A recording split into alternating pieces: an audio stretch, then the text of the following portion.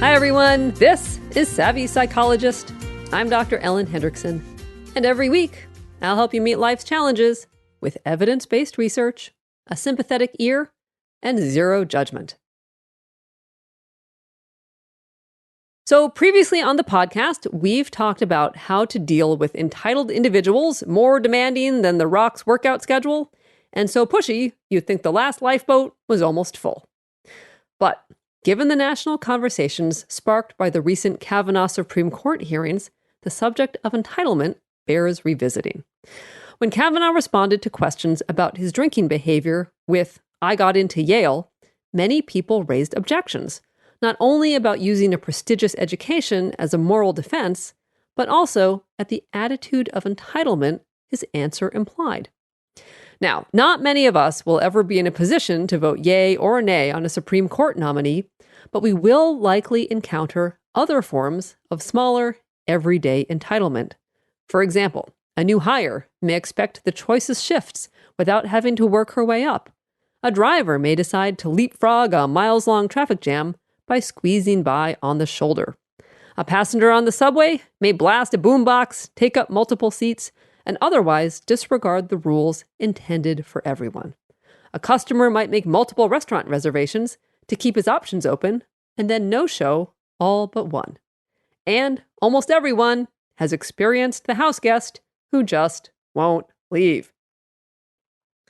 At its very worst, entitlement gets personal and hateful, like online incel hate groups that believe they are entitled to sex with women and have even incited violence to express their resentment. But whether it's an online hate group or just a school kid who expects his parent to hand-deliver his forgotten homework to his classroom, entitlement is a belief that we deserve special treatment or privileges, often at others' expense. In short, entitlement is a double standard of expecting to receive without earning or contributing. Now, for entitled individuals themselves, this worldview is, of course, problematic. It's a rigid mindset that leads to a cycle of unmet expectations, entitled explanations for why expectations went unmet, and self-pitying resentment at the unfairness of it all. So therefore, what to do if you encounter an entitled individual in your family, on your staff, or on your couch, eating all your snacks and not chipping in for utilities? Have hope. This week, here are 4 ways to deal with entitled people. Tip number 1 is be consistent. When entitled people want something from you, they won't take no for an answer. They have a way of cajoling, twisting your arm, and generally wearing you down. Why? Well, not to blame mom and dad, but a study out of the University of Georgia examined data from over 300 male undergrads and found that inconsistent parenting was strongly related to feelings of entitlement. So by inconsistent parenting, the researchers meant an uneven reinforcement of rules or selectively following through on consequences. So a parent might say, "I shouldn't let you, but okay, just this once." Or, "Fine, go ahead, but don't tell your mother." Or, "Dad says you can't, but I say you can." Over time, these kids learn that they can push the boundaries. They ask the other parent if one says no. They extract a yes by asking 1,000 times. They discover that they can get what they want by getting upset. Think Dudley Dursley throwing a tantrum to get birthday presents number 37 and 38 from Aunt Petunia and Uncle Vernon. Regardless, the result is that kids learn that no doesn't always mean no, which fuels a sense of entitlement. But entitlement doesn't just make these kids annoying.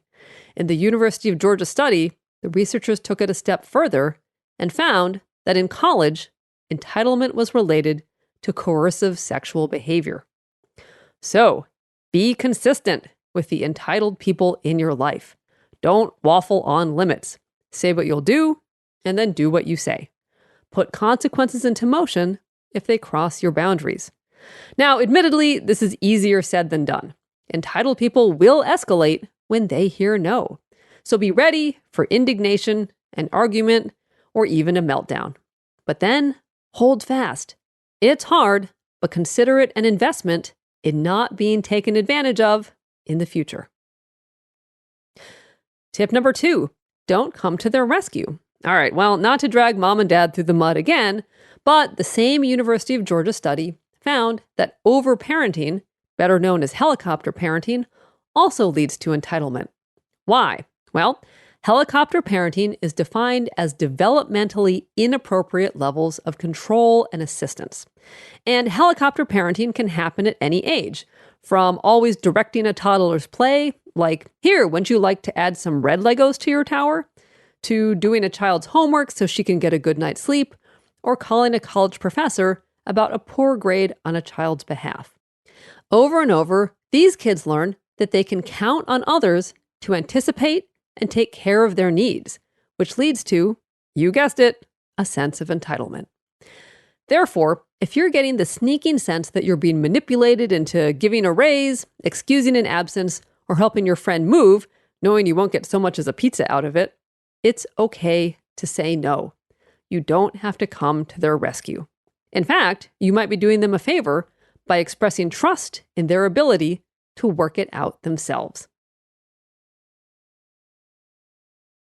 And now, back to tip number 3. Ask yourself if rights were violated. Entitled individuals have an interesting way of making themselves the victim. For example, the former CEO of Wells Fargo insisted on national TV that banks were the true victims of the 2008 financial crisis. What's more, entitled individuals tend to twist themselves into victims when no actual rights, so for example, safety, justice, equal protection, among others, were violated. Banks don't have the right to rake in billions of dollars, especially with dubious methods a la Ryan Gosling in The Big Short. The aforementioned driver in the shoulder lane doesn't have the right to convenience at the expense of others, and Dudley sure doesn't have the right to 38 presents.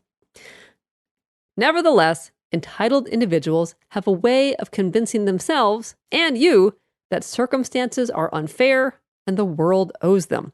So if you're feeling dubious or think you might be getting played, ask yourself what right was violated. And if it's not really a right, but instead is a want, a wish, an aspiration, or a convenience, you can apply tips number 1 and 2 with confidence. And finally, tip number 4. Remember the difference between worth and entitlement. Now, gimme, gimme, I'm worth it works as a Fifth Harmony lyric, but for the entitled, it becomes a slogan that confuses the two different concepts of worth and entitlement. There's a vital difference between I'm worth it and I deserve it, especially when it comes to all too human pursuits like success, happiness, money, romance, and sex. Now, every human has inherent worth. So, let's take romance as an example. Everyone is worthy of a romantic relationship, but no one is entitled to a romantic relationship. It has to be mutually fostered and maintained, not just awarded. Likewise, as humans, we are each worthy of happiness. But, to crib from a certain declaration, we are only entitled to the pursuit. Now, it's probably not a good idea to lecture the guy in first class demanding a third pillow and more warm nuts on the semantic differences between worth and entitlement. But it's a helpful distinction to keep in your head. Now, all in all, entitled people are out there, perhaps even in your family or your workplace. But be consistent, don't rescue them, and be mindful about rights versus wants and worth versus entitlement. And then, kick back on the couch. With any luck, your perpetual house guest may have even refilled the snacks. Thank you for making The Savvy Psychologist a part of your life. If you like the show or find it helpful, take the time to tell someone in your life about it today. Even with the power of social media, you'd be surprised how much word of mouth really helps. As always, Savvy Psychologist is strictly for informational purposes and doesn't substitute for mental health care from a licensed professional. Thank you for listening. Have a wonderful week, and I'll see you here next Friday for a happier, healthier mind.